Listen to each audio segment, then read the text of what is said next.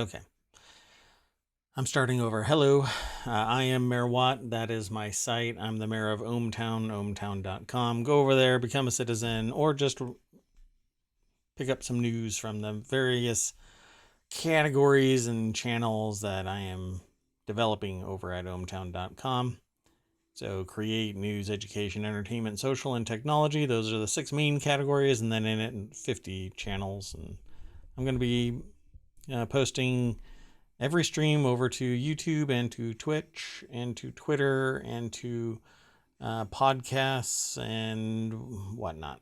So I try to be everywhere for however long. Yeah, I guess that's the gist of it. So I'm gonna get into today's show, and then right after the show, I'm just gonna start streaming something else and throw myself into a game somewhere, and kind of hit the ground running. I had started planning something, and then I said, oh well, I'm just gonna figure out a game and start streaming, right? Okay. Anyway, the very first article is over in Repair Your Escape Pod or Die Trying in this tense space survival sim. It's an article that was aggregated from PC Gamer. Let's go over there straight out of the gate. Like always, I don't prepare for the show. I do the show, and so I'm reading this for the first time, other than the little snippet, maybe a little bit before the show, and the headline. So I grabbed the headlines throughout the day. Over the last 24 hours, I've grabbed about 20 headlines. And this says, again, it's an article over at PCGamer.com by Christopher Livingston, which is an awesome name. Anyway, repair your escape pod or die trying in this tense space survival sim.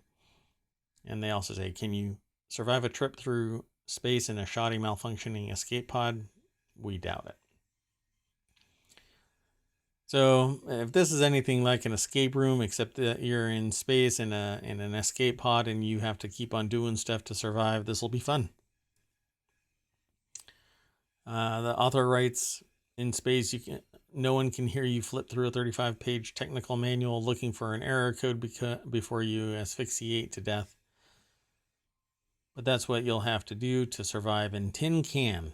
It's a first-person survival simulation game where you, a space janitor, have to bail out of an exploding space station in an escape pod and then somehow keep yourself alive in the extreme hazards of outer space.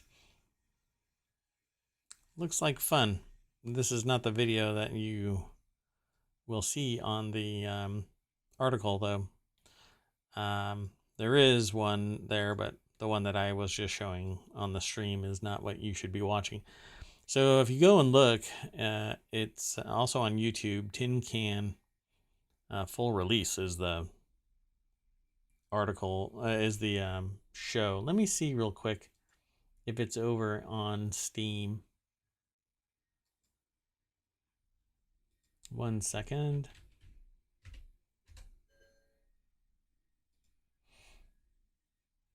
Tin Can. It is. It's only $12.99. And it has a demo, so you can go and check it out. It was released on May 12th. So go check it out. Has a very positive rating. Looks like it might be fun. I'll have to give it a try. Okay, the next article is over in the Warcrafters channel, and it is Genshin Impact. The makers of Genshin Impact reveal a new game, and beta signups are open. I just signed up. I don't know if I'll get into it. I don't think that it's exactly like Genshin Impact. No, I should say my perception is that it isn't even remotely like Genshin Impact. But let's give it a shot. Let's give it a chance. See what happens. The new game from the creators of Genshin Impact has been unveiled. Zenless Zone Zero, an action RPG set in the last outpost of civilization following a world-ending calamity. Like the last 2 years. The end of civilization was wrought by a supernatural disaster that created the Hollows, disordered dimensions that appear out of nowhere, crawling with mysterious monsters called the Ethereal. The citizens of New Eridu, New Eridu, were able to survive by acquiring technology that enables them to extract valuable resources from the Hollows. Over time, this enabled the city to explore and even expand into the Hollows, industrializing and monetizing it. Let's click the link. Goes over to PC Gamer, and Andy Chalk is the author. And like always, I don't play the video. You can go over and watch the video, or go over to YouTube and watch a video. Just search for Welcome to New Eridu. And what I failed to do again is post the links to these articles, and I seem to fail to do that. We're looking at how many? 134 episodes, and I'm still messing up these URLs. Okay, so doink. Go over to pcgamer.com and you can read the rest of this article. And if you follow it, you will end up going to a URL that allows you to sign up for the beta. It's seemingly a quite expansive questionnaire. It asks you more personal stuff than anything, really. I mean, like what games you're into, and what type of things you like. And it doesn't, I don't recall getting a confirmation of it being filled out other than on screen. So if you don't get an email confirmation, I don't think you should worry about it too much. But in the meantime, this is a new game from the makers of Genshin Impact. So we'll see what happens. I'd like to get into a beta. It's been a little while. Let's continue on. The next article is in Warcrafters. A company creates and then deletes NFTs of retro games it didn't own the rights to. This is not the first time that I have seen or heard of this. Back in the end of April, Metagravity Studios minted a set of playable NFTs called the Retro Arcade Collection. The problem, Metagravity doesn't own the rights to some of the games it was auctioning off. Waypoint reports that the rights for the games like Blizzard's Blackthorn and Remedy's Death Rally still belong to their respective developers, which never authorized Metagravity to turn them into NFTs. I've seen a lot of streamer pictures as NFTs and just random stuff that somebody thought was cool and could make some money, and they don't own the rights to. So it's one of the problems with anything that's Wild West-ish in nature. And even that statement has elicited responses from some people that the Wild West wasn't as wild as people think. And I don't know, history doesn't really bode well for that statement. The big difference, of course, is that Metagravity was selling the games as NFTs. Even sites that offer so-called abandonware for free aren't necessarily in the clear copyright-wise, but the abandoned aspect means no one really cares if they're not charging money for them. Freeware software isn't necessarily uncopyrighted. Should be copyright free just because it's free. While abandonware is unsupported software, those copyright status... No, so the copyright status is unless you've been given illicit permission, one way or the other, assume somebody else owns the copyright.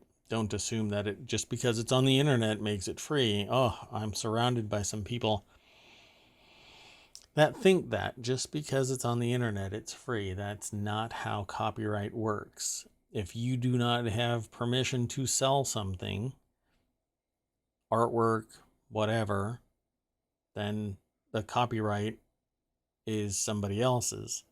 If you are using it for news, reporting, information, things like that, and you're giving credit to the person, and it isn't the focus of it isn't the brunt, you're adding value to it, then you're within the rules of copyright.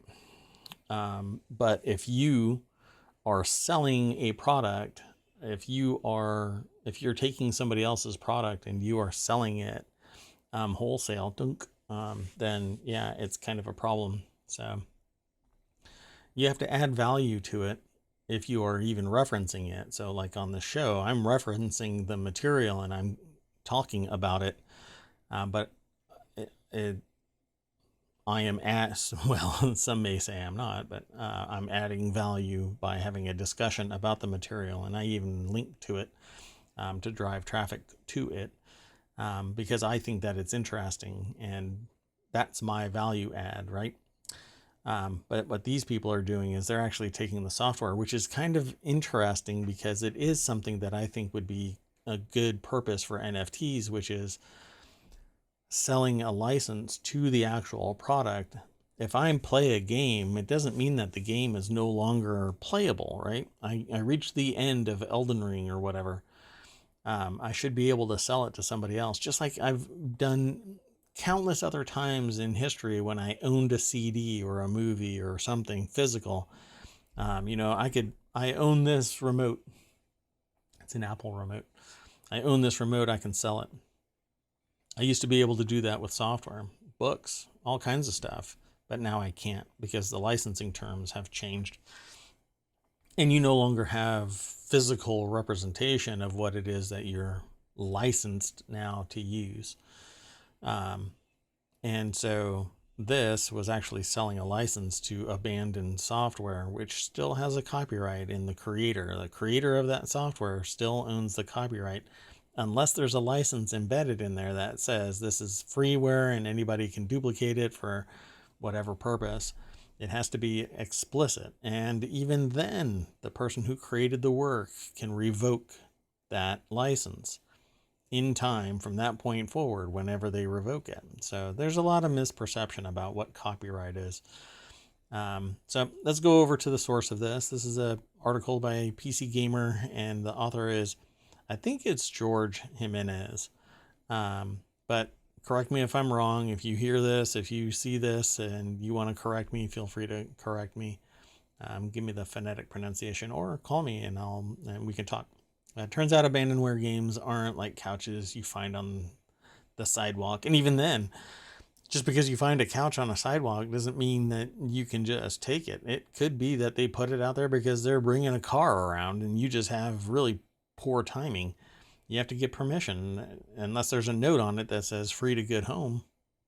Assume that it's somebody else's property and keep your hands off of it.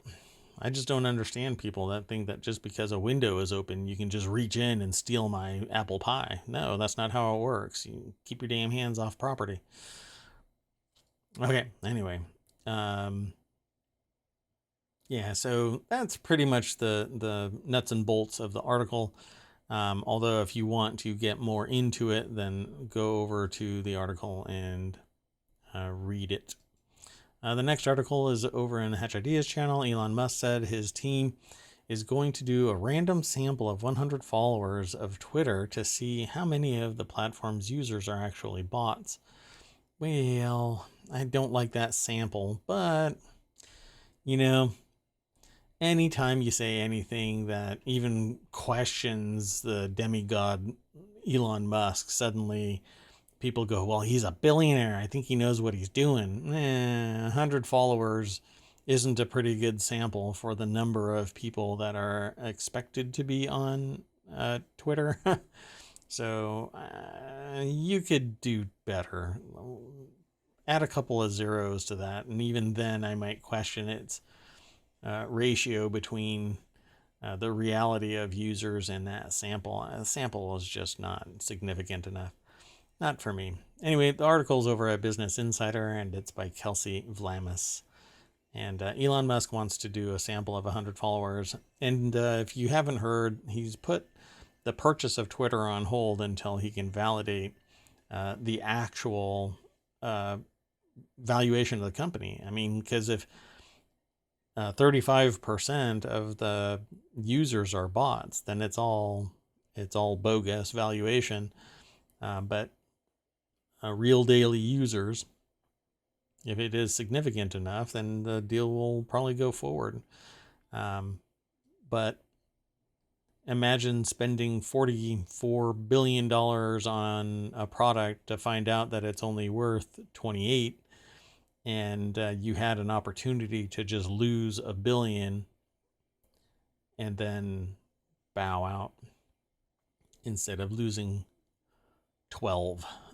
So we will see. It says, to find out, my team will do a random sample of 100 followers of @Twitter, Musk said in a tweet referring to the platform's own account, which has more than 61 million followers. I invite others to repeat the same process and see what they discover. Well, I don't know how they're going to really get anything meaningful from it, because the person has to respond to the tweet. If they're going to DM somebody, if they're going to make a comment about some account or in some way interact with an account, that account has to respond. I don't respond to a lot of my accounts because I don't want to. They're used for a particular purpose, siloing information. But let's continue on. I thought this one was really funny, so I selected it. Oh, I need to back up and include this in the chat as well. My goodness. Merwatt, you are just falling apart, aren't you? Well, this one, this article is in the Hatch Ideas channel. And it says, Boris Johnson says people should work in person again because when he works from home, he gets distracted by cheese. I know a few people that get distracted by cheese too. It depends on the cheese, right? I like a good brie. Anyway, UK Prime Minister Boris Johnson called for Brits to return to work in person again. He said that he and others get distracted by things that, like making coffee at home and cheese in the fridge. He said people hack off a small piece of cheese and then forget whatever they are doing. No, that's not true. Professionals have the ability to compartmentalize, and they can go and get their breakfast and then they can come and do work, and that's how it is. Productivity has been shown not to decline because we're working at home. In fact, our work-life balance becomes better and we become happier workers. I know it's shocking to have happy workers, but it's all about setting expectations, and people have duties. So they do the work, and if they have time left, then it's theirs. You're paying me to produce work, not just do work. There are outcomes that are expected, and that's what it should be. Just because I'm fast and good doesn't mean that I should be exploited more because I'm fast and good. Make sense? You know, you pay me X amount, let's say $50,000, to do $50,000 worth of work.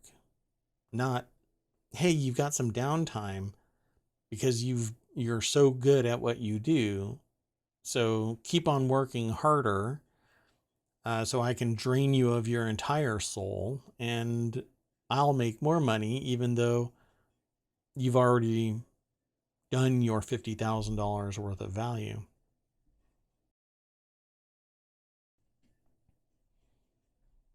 Somebody hinted that this cough could be because of dehydration, but I don't know.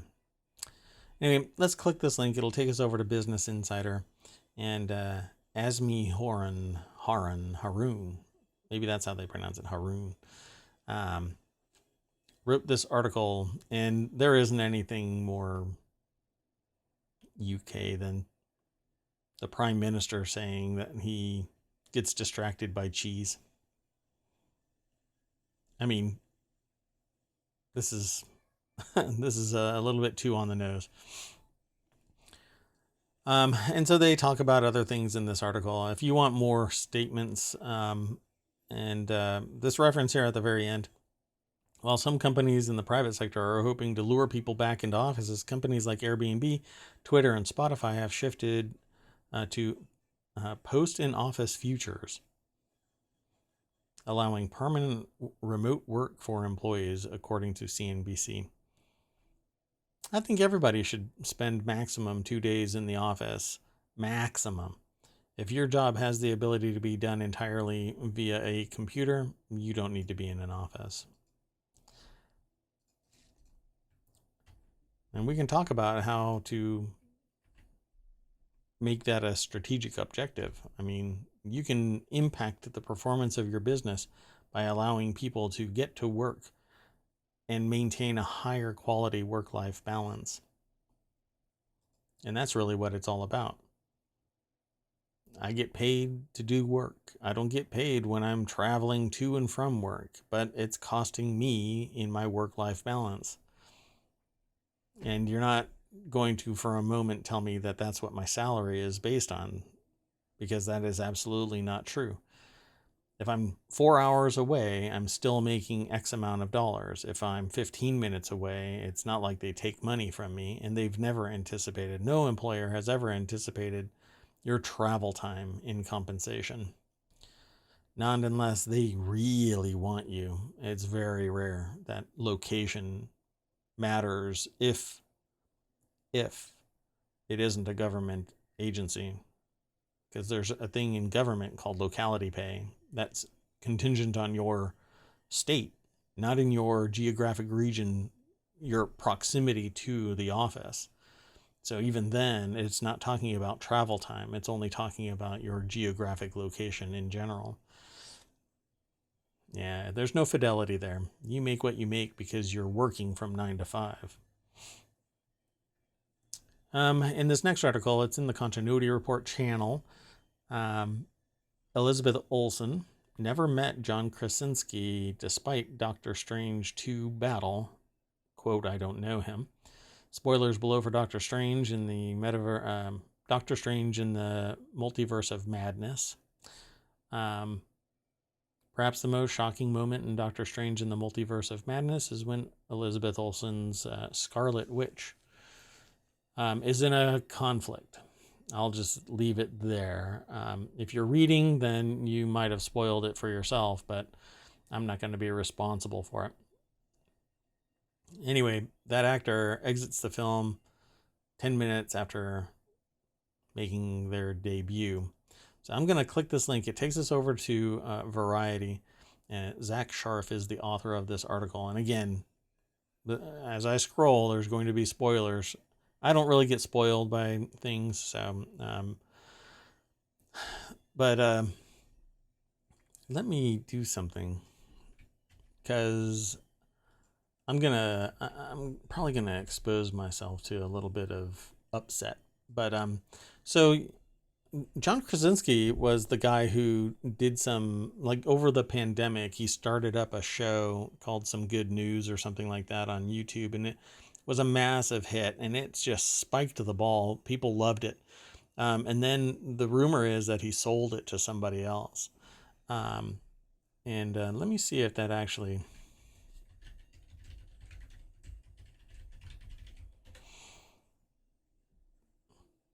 Yeah, so according to this article, so Krasinski, it's really interesting because a lot of people had this idea about Some Good News, but he actually made manifest this thing in 2020, and quote, he self-financed and produced the program, which was really nothing, because people funneled stuff into him too. I'm not saying that it was a bad idea or even a good idea. It was an idea that a lot of people actually had, myself included. I just never did it. And like all good things in business, the difference between success and failure is execution. So you really do have to execute it. Well, when you're a movie star, then you can execute really well. Some people also go viral. There's a lot of streamers that go viral. A lot of YouTubers can go viral. It all depends on, doing it the right way. Like, I haven't gone viral. And it's largely because I'm not big and boisterous and just out there and in your face, but I talk about real things, and so I don't advertise and I don't tell other people about it. I'm letting word of mouth speak for me, and it largely is kind of a slow roll.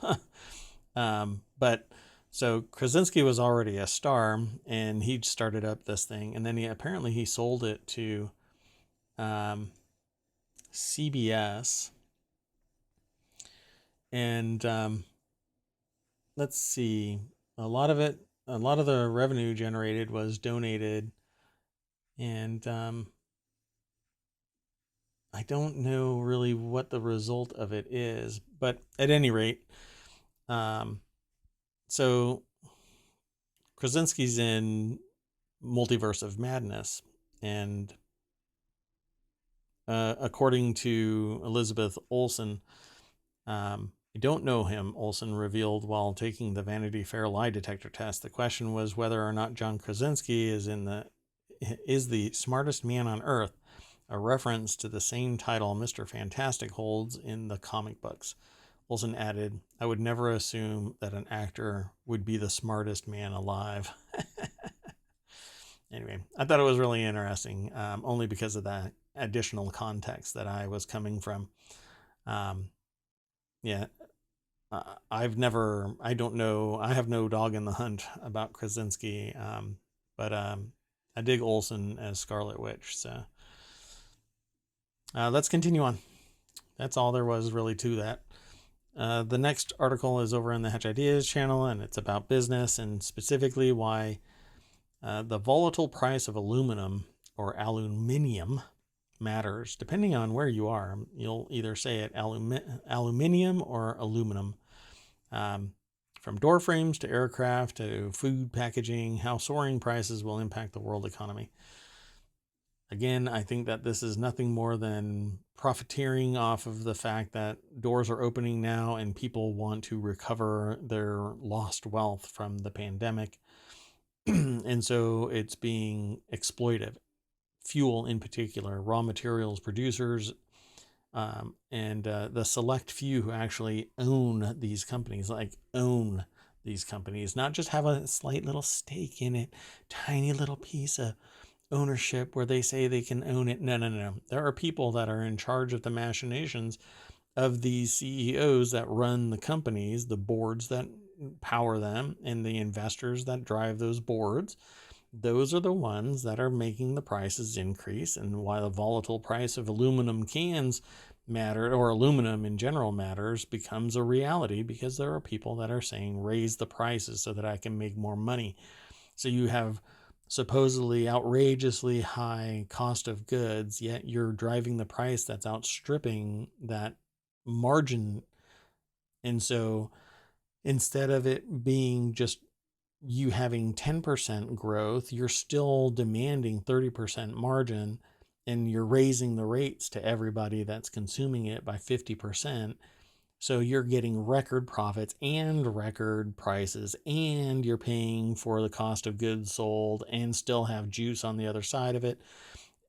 It's exploitive. And it's the sole reason why I bowed out of global finance. That is where I was headed. And I wholeheartedly hated the idea of being that exploitive, because to me, it's antisocial. It's sociopathic to be that level of exploitive.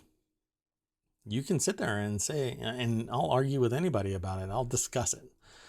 I say argue, but it's in the argumentation and debate style of argue. Not fist fight in an alley somewhere. The idea here is you can still be a productive business, yet not drive people into the poorhouse just to get your short-term gain. It's the literal embodiment of screw you, I got mine. And I think that it's antisocial. I think it's sociopathic.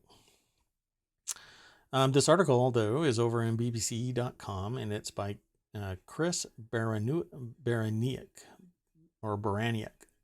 Maybe it's Baraniak. I don't know. Awesome name. Why the volatile price of aluminum matters, or aluminium. So, until they're topped up with beer and shipped out of retailers, they won't earn Windy Forest, co-founder of the Craft House Brewery, any money, but she says the business was forced to hoard the cans.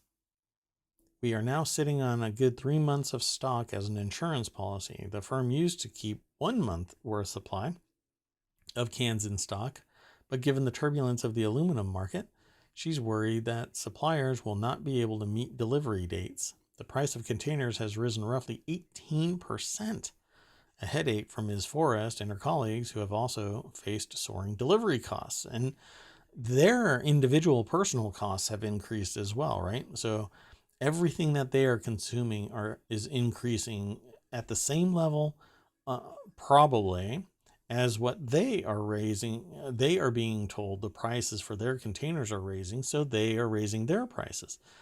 And so it says, while the benchmark price for aluminum traded on the London Metal Exchange has dropped back in the last 2 months, it remains more than 65% above pre-pandemic levels. That left stocks of aluminum in warehouses depleted. So, yeah. But all of this is automated. This is all about, some people are getting sick, but just deploy the responsible tactics. Get everybody vaccinated, get everybody wearing masks, and be pragmatic about it. That's it. People will show up for work if they have to wear a mask, sure.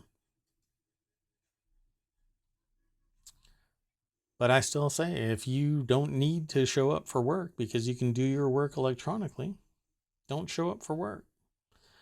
It reduces the corporate carbon footprint as well, because you're not doing double duty. You're basically, the space at home is your workplace, and going into work, it was just another carbon footprint. We can do everything from home. We don't need the office. But that having capital improvements is one of the ways that they lower the amount of taxable income, because you're spending it on capital improvements. And with each building comes value to the company. It's an asset that they can sell to somebody else whenever they want to. Anyway, we're going to have to continue on. The next article is over in Hatch Ideas. Big tech lobbyists are calling on the Supreme Court to block a Texas anti-censorship law, warning it would open the floodgates to extremist content. I think that's part of the whole motive. Keep everybody fighting on the floor while the people at the table keep eating their filet.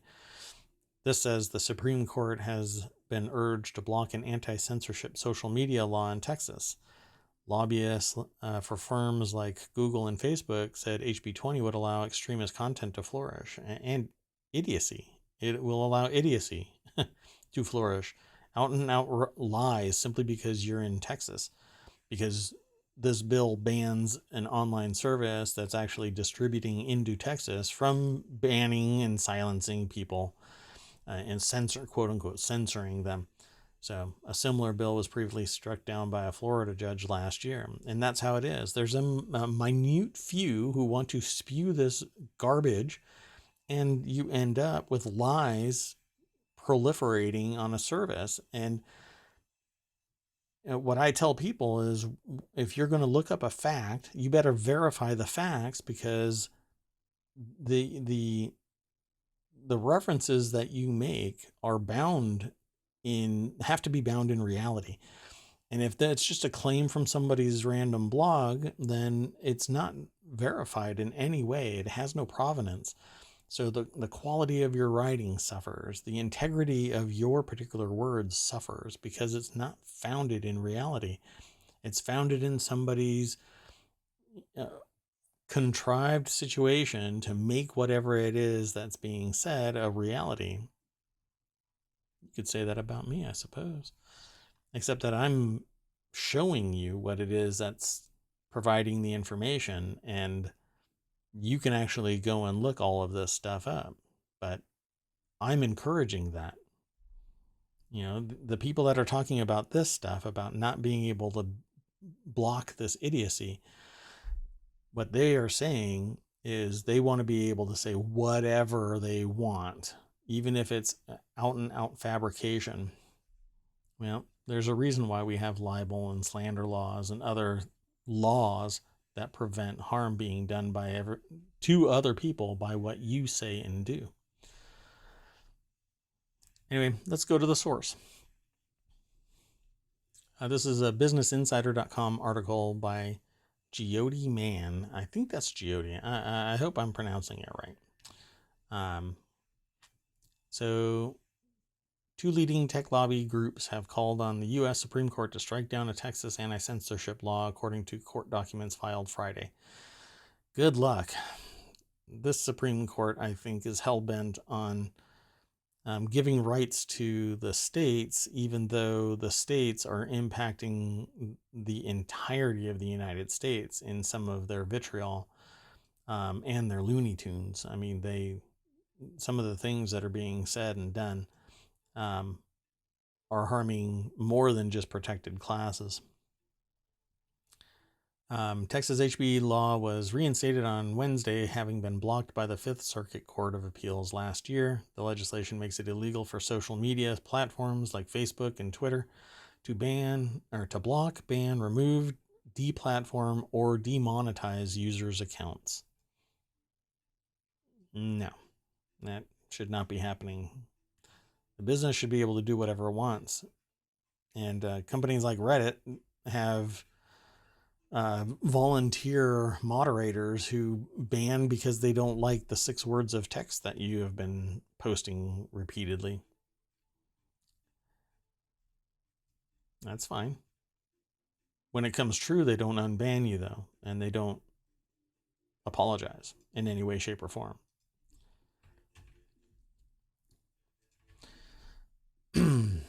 Okay, so the next article is in the Hatch Ideas channel. Disney CEO boasts that people are spending 40% more at its parks. Here's what's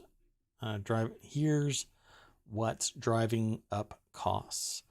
Disney said visitor spending at its U.S. parks is up 40% from pre-pandemic levels. Guests are spending big on tickets, hotels, food and beverage, and merchandise. New paid services that let visitors skip lines are also paying off for Disney. Let's click the link. Another article from Business Insider. I guess they were busy in the last 24 hours. Avery Hartmans is the author. And let's see. They continue to fire on all cylinders, powered by a strong demand, coupled with customized and personalized guest experience enhancements that grew per capita spending by more than 40% versus 2019. It's the second quarter in a row Disney has reported a 40% jump in spending compared to pre-pandemic levels. So they're spending it on rising ticket prices, and that's been historical. They've been raising the price again and again. Specialty experiences cost even more. The newly opened two-night Star Wars experience at Disney World, which has seen a phenomenal response so far, Chapek said, starts at just shy of $5,000 for 2 guests. $5,000, 2 guests, 2 nights. At Disneyland in California, prices jumped in average of 6% last October, with some ticket prices increasing as much as 8%. And hotels, food, beverage, merchandise, everything is going up. Why? Because there's a lot of money that is stored in bank accounts, according to the M2, which is the amount of money that's stored in banks. What's going to end up happening is this money is going to get drained from bank accounts and stored in the upper echelons. It's not going to remain in the system. It's going to end up concentrated in the wealthy, because they are the ones that are investing all of this, and they're making money with their money. And, well, I guess that's the way it goes. We're going to keep throwing money up the chain because there is no limit on the upper echelon of wealth other than what all you can buy and own and control. Let's continue on. The next article is in the Daily News Show channel. The super immunity of our fabulously wealthy corporate dictators. The robber barons of old have nothing on this new class of digital oligarchs. Let's click the link. This is over at Common Dreams. And I regularly state that Common Dreams uses some verbiage in their titles that kind of incite riot, I guess. This is an article by Ralph Nader. Pretty long in the tooth here, and it says, ever since the heads of East India Trading Company in the 1600s and Hudson Bay Company in 1670 were incorporated by English royal charters, there have been corporate dictators. Their range and actions have varied widely, however. Today's new corporate dictators shatter past restraints, and I agree. Wealth is concentrated on a few who have the ability to capitalize on their previous connections and familial wealth, and they buy their way into existence, and then from that point on, they can provide some work. They can provide some opportunity to people, but they're leaning on these other brilliant people, and they're only getting a modicum of the benefit that they deserve. Meanwhile, the CEO and the stakeholders are making billions. It's I won't continue down this line, but it says, Nader writes this, consider the sheer unchallenged power of Mark Zuckerberg, CEO of Facebook, now Meta, Tim Cook, CEO of Apple, the wannabe CEO of a going private Twitter, Elon Musk, unless the sinking Tesla stock ends the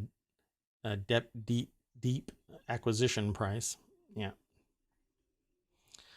And Twitter stock is taking a pounding. So, and Sergey Brin and Larry Page still control Google, which is Alphabet.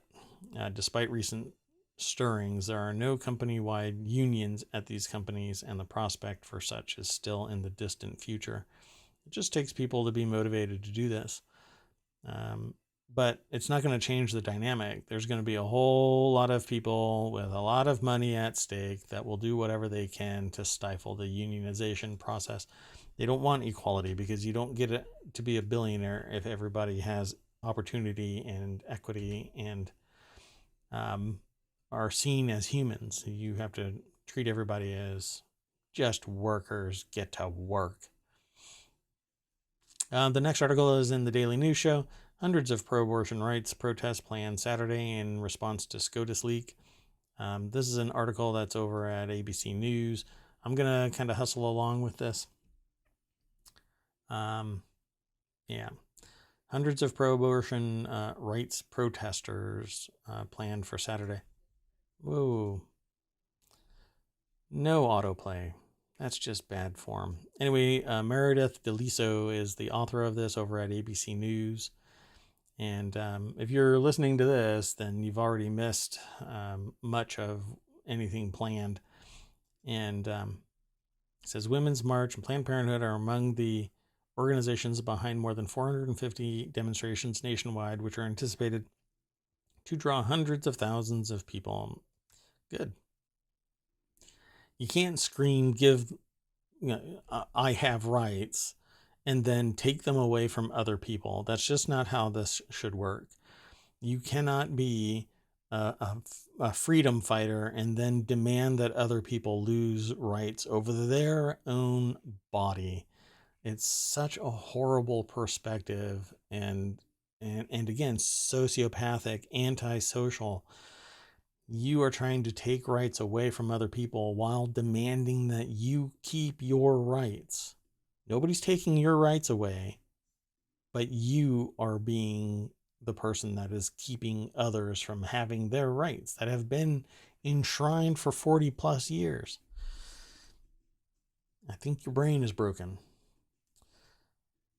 The Bands Off Our Bodies rally, which kicked off at noon. See, these people are trying to keep their rights, but others are sitting there saying, you can't tell me to wear a mask, yet they're saying you lose your choice. I just don't get it, you know? One side is trying to give more rights to more people, and the other side is trying to take those rights away while screaming that nobody should take their rights away. I feel perpetually gaslit. I just got to continue. The next article is over on the Hatch Ideas channel. New York officials ban airports from charging up to $28 for a beer, price tag that they say is totally indefensible. I agree. But again, it's exploitive. You have a captured audience. You don't allow for great levels of competition. You're not allowed to bring anything in. You're not allowed to bring anything through. What do you expect? They're going to charge whatever they think that they can get away with. And so it says officials launched an investigation after a viral tweet showed that a Sam Adams beer cost $28. An audit found that 25 diners were charging between $23 and $27 for a beer at OTG run eateries. The rules will force eateries to charge off airport street prices plus a premium of 10% surcharge. Why? I mean, if they don't want to charge what the actual market demands, this is because people were willing to pay for it, so they got away with it. But everybody should just band together and fight this. Just no more don't buy beer. But then they'll move it over to cranberry juice or something. Why? Because there's no competition. Somebody got in, has the ability to charge whatever they want, and because nobody's competing, they're all jacking the price up together. If everybody is jacking the price up together, you got conspiracy going on. But it's exploitive. It's price gouging. It's profiteering off of this captured audience. The airport's built this bed, and now you got to sleep in it. But this article is over at businessinsider.com by Ryan Hogg. And let's see. Look at that. Beer for $20. Well, I won't have to worry about that. I'll just buy a beer kit. But once everybody starts buying the beer kit stuff, then they'll start jacking the price up too, because not supply and demand. Don't give me that. It's not a finite supply. You can keep on making all of the ingredients. It's all there. You could up the production and still make a profit, but some business people just say, oh, well, I got to keep on raising the margin and keep on being profitable. Sure. Hold on. I need to post something in chat. Okay. Anyway, there's the article all over at Business Insider. Go check it out. The next article is in Ban to Bezel. And this is the petrol head corner, which is going to be about a car, the insane Brabus Crawler 900 dune buggy, or Brabus. Article is by Robin Nui, or Nui. The front end of a Mercedes AMG G63, the Crawler is taking off-roading to the extreme. Dun-dun. Again, looks like a render. Always looks like a render to me.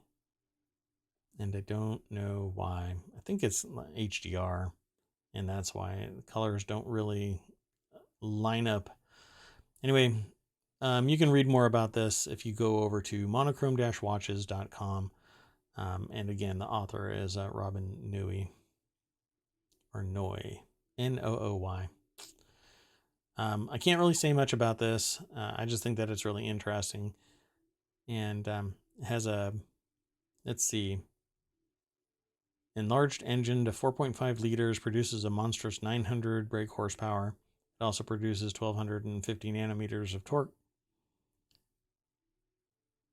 Newtons of torque. Nanometers. Whatever. Let's see, what else here? Hits 100 kilometers per hour in 3.4 seconds, pretty much any surface. Top speed, 99 miles per hour. But that's more than plenty to have an incredibly fun off-road trip. Okay, cool. So how much is this beast? They always have the price down at the bottom. 750,000 euro. Got it.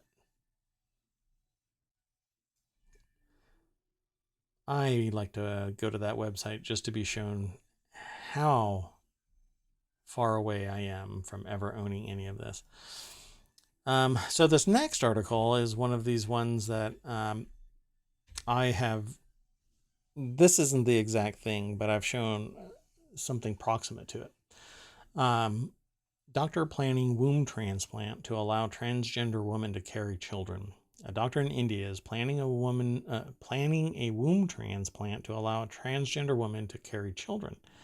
The only recorded case of a trans woman having a uterus transplant in 1931 led to her death. Medical professionals are divided over whether the operation would be successful. So I'm going to click the link. It'll take us over to Business Insider, which got the article from the Mirror. Aliyah Shobe is the author of the article on businessinsider.com. So I clicked this because of this, but the way that I see it is the moment that something like this becomes possible, maybe there would be greater understanding and compassion for everybody as a human being, and not just a them versus us kind of idea of existence. Because frankly, I said if men had to carry children, birth control would be an absolute free item to everybody involved. And perhaps the human race would die off entirely. But everybody likes to keep women in their swim lane, and anybody who is transgender is ostracized by a vocal few, instead of people like me who just accept you for who you are. You can be whoever you want to be, but the moment you're a tool to me is when I can make a pretty solid judgment about me wanting to hang out with you. If you're a tool to other people, it's just the same. If you're a tool to anybody, or animals or anything, if you're just a tool, then I'm calling you out in that regard. I could care less if you are whatever you want to be. You be you. But I don't have to enjoy your company, and therefore I won't share a beer with you. That being the case, the reason why I clicked this is because I actually saw other reports of a synthetic womb where an animal was being born, right? It was growing in the synthetic womb. And I regularly challenge people to offer up something that cannot be overtaken by technology, either replicated or taken away from a human. And up until recently, there always was one thing, which was teaching humans how to be human. But I no longer feel that way. I think that artificial intelligence and robotics, once we go past the uncanny valley phase of synthetics, I think that we would have the ability to teach compassion to children, even using technology. But that was, up until maybe last year, I didn't feel that way. Maybe the year before. But now I certainly do. And we have the ability to do a synthetic transplant because technology has made it possible. Science has made it possible. And I don't know what the outcome of this is going to be. But if it doesn't end well, perhaps there is evolutionary steps that will take place in science and technology to make it happen. But that's up to society to dictate, not just me. It says there has only been one recorded case of a trans woman having a uterus transplant, Danish artist Lily Elbe, in 1931, but she died months later from complications. Well, it's 1931, for crying out loud. Yeah, I think now, 90 years later, it's probably going to be okay. Okay. Uterine transplants are rare even for CIS cisgender woman, having first being successfully carried out in Sweden in 2014. The first U.S. uterine transplant took place in Cleveland Clinic in 2016. Wow, successful live births. But they were in cisgender woman, not trans woman. So good luck. To me, to each their own. Science and technology is definitely going to force the evolution of the human being well beyond what the regressives want humans to be. Of course, now if you get somebody that is going to be a proponent of those regressive fact patterns, yet embrace science and technology, you might end up with a dystopian world. Yeah, there's some storytelling here. Anyway, the next article is in the Smack Talk channel. iPhone supplier Pegatron issues protection warning over COVID lockdowns. And this is going to continue until everybody is wearing a mask, everybody is vaccinated, and people are taking care to clean and disinfect and so on. You're not going to do away in high population dense locations. COVID will persist longer.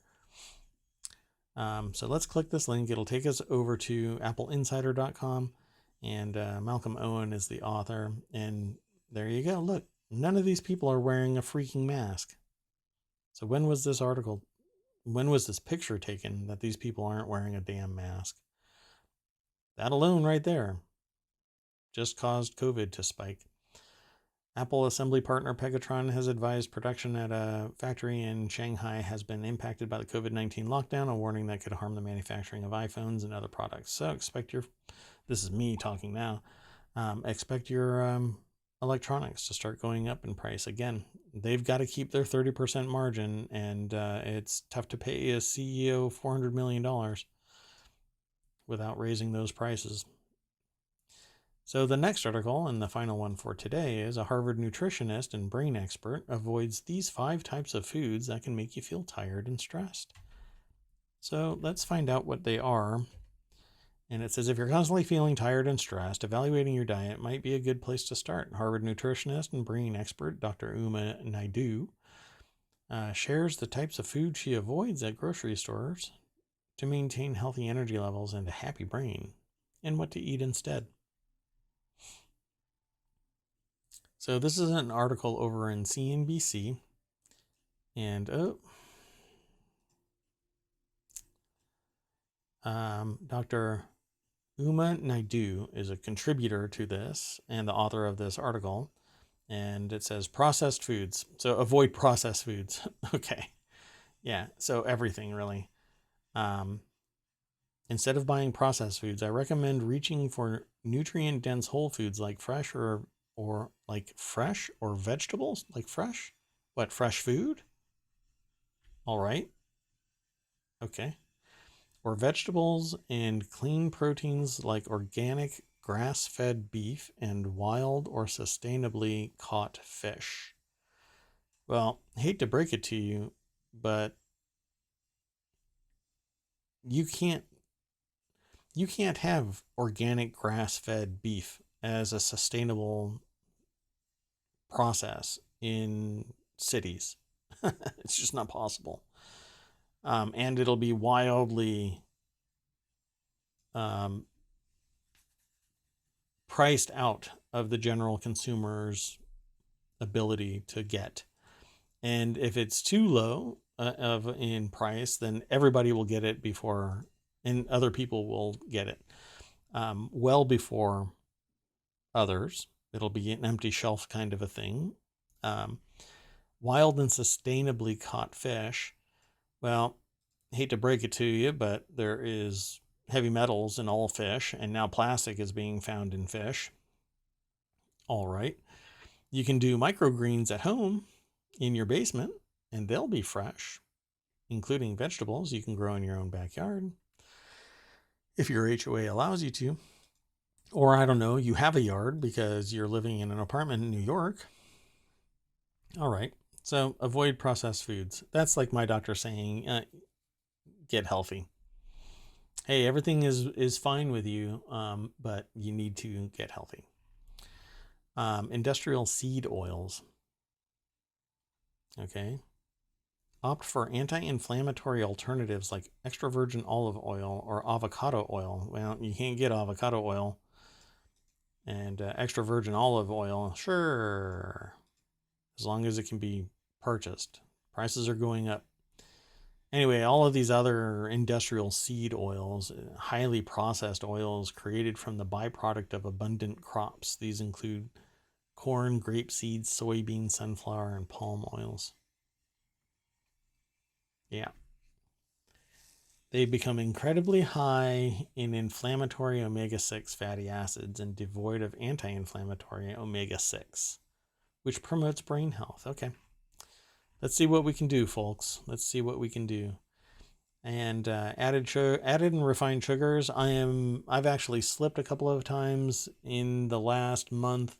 I've added somewhere around 120 grams of sugar. I just fell off the wagon after about 70 days. I fell off the wagon, but I'm back on it now. I'm not eating any candy, but yeah, somewhere around 120 grams. And I'm testing. I got rid of sugar. I got rid of alcohol. I haven't had any. I've had actually 2 beers when I went out with a group of people. I had a couple of beers, and that's it. So let's see what happens with my blood work, because I was curious what would happen to my blood work if I nixed sugars and alcohol. So yeah, just get rid of the sugars. So fried foods, yeah, good luck with that. That's back to the eat healthy. So if you eat anything fried, you're basically getting a ton of bad fat, and that cholesterol, that bad fat is going to cause some health issues if it is sustained. And then artificial sweeteners. You're not supposed to have artificial sweeteners.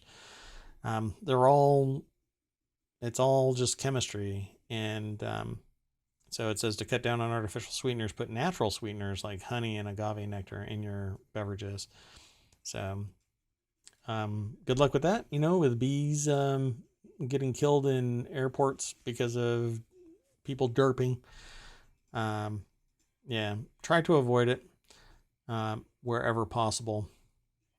It says sugar replacements are increasingly common in foods that claim to be healthy by helping you cut down on calories. That's alarming since science implicates many artificial sweeteners can contribute to depression. One study showed that people who consume artificial sweeteners, mostly via diet drinks, are more depressed than those who don't consume them. Dun-dun-dun-dun. So, and then they have foods that fight fatigue. With that in mind, I want you to go over to the CNBC article. That's in the show notes. You can get there. It's a Harvard nutritionist and brain expert avoids these 5 types of foods that can make you feel tired and stressed.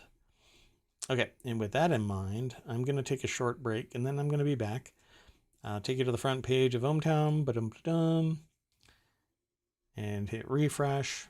Now I have to do some work real quick and take a short break, and I will be back, and I'll probably be playing games. So, and this is the start of my 6 to 8 hour days, I'd say. Might have some work here in the next week, just closing up shop on some things, and then I'll be streaming for a longer period of time. So I'll see you then. Thanks for coming. Bye-bye.